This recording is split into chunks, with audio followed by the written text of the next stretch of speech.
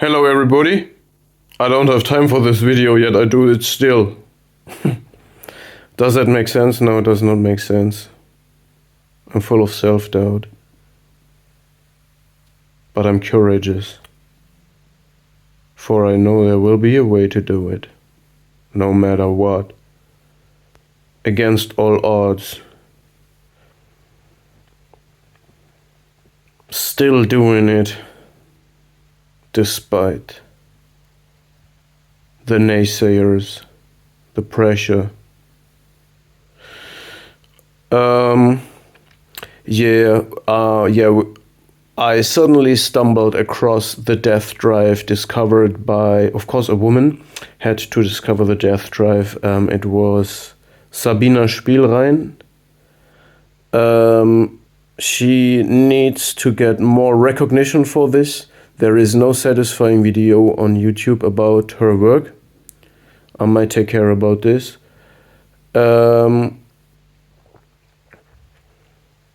It's about the creative potential of destruction. I found out that, in my opinion, all narcissism and psychopathy is rooted and driven by the death drive ultimately. I believe, and it is a discussion amongst scientists, pseudoscientists, psychologists, psychotherapists, psychoanalysts, I would claim that it is not an antagonist to Eros, the life drive. I would claim that it is another side of Eros, the life drive, libidal energy. So Eros, life drive, libidal energy is all the same. But death drive is another side of it. You could say a shadow side of it, and we know that the shadow side is not bad.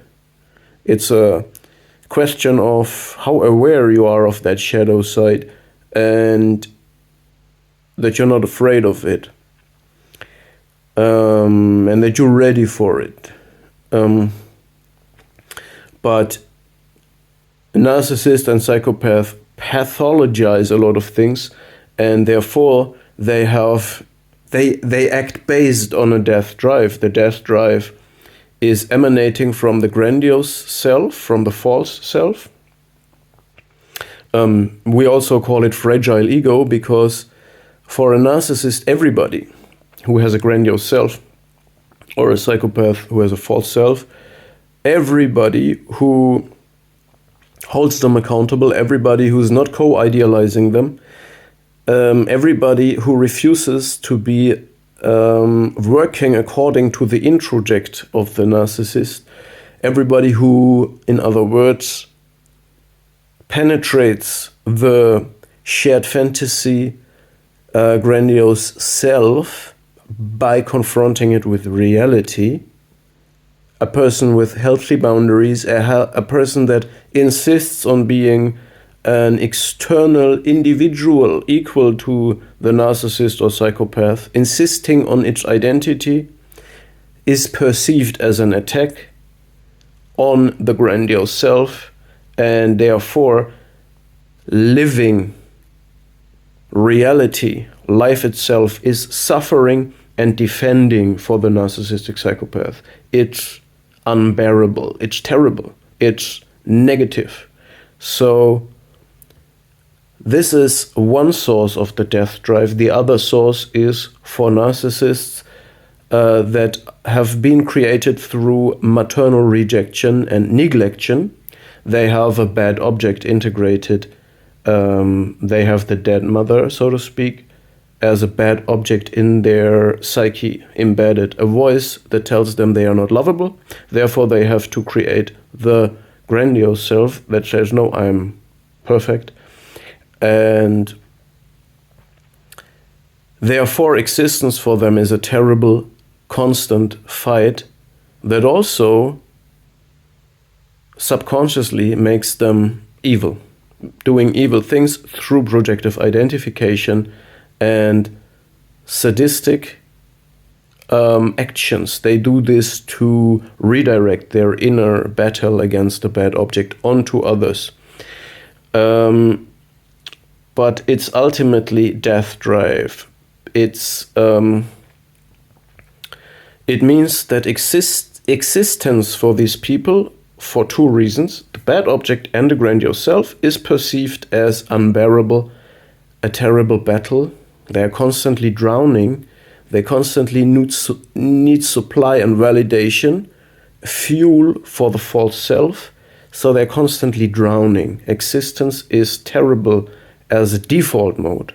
Therefore, they want to be dissolved. They want to cease to exist. They have these manic phases, and they are rageful in a rebellion against it, aggressive in a rebellion against it. They have external forms of aggression and internal forms of aggression like depression, and the wish to stop existing, the wish to die. So, I also, and I believe, again, that the death drive is attached to the libido. It's another form of it, but for narcissists and psychopaths, it's the reigning principle of it. So therefore, sexuality also becomes toxic. So they have a toxic form of sexuality that is compulsive and necessary for them to engage in order to get rid of the death drive. It helps them to silence the bad object in their mind. Toxic sexuality is competitive, about domination, control. It's competitive, so it's that one or the other is winning, is dominating, and it's also about submission. So it's highly submissive and dominant. It's a game about this. So therefore, I believe there are also different forms of sexuality. For the death drive is an acquired trait. Not everybody has death drive, and I don't want to, for myself personally, I don't want to be in any form of relationship to a person that is governed by death drive. So I believe there is a healthy form of love and sexuality, and I would not ever disconnect sexuality from love, for me personally. And therefore, I also would claim that a healthy person speaking of love, sexuality, and libido is speaking of something different than if a narcissist or psychopath is using the same words. It's completely different. For in a healthy person, the libido is not controlled and hijacked by the death drive. For a healthy person, libido is the life drive. And there is the shadow side that is giving it a kind of a spice, and we can be aware of it and be courageous courageous and ready and aware of it, to implement it, to accept it as the shadow side. We are able to destruct. We are able to control. We are able to do all of this. It's an innate part of human being. But it's not controlling us. We are controlling it, but control is always an illusion. So we are aware of it. We feel it. But we are not controlled by it. Definitely not.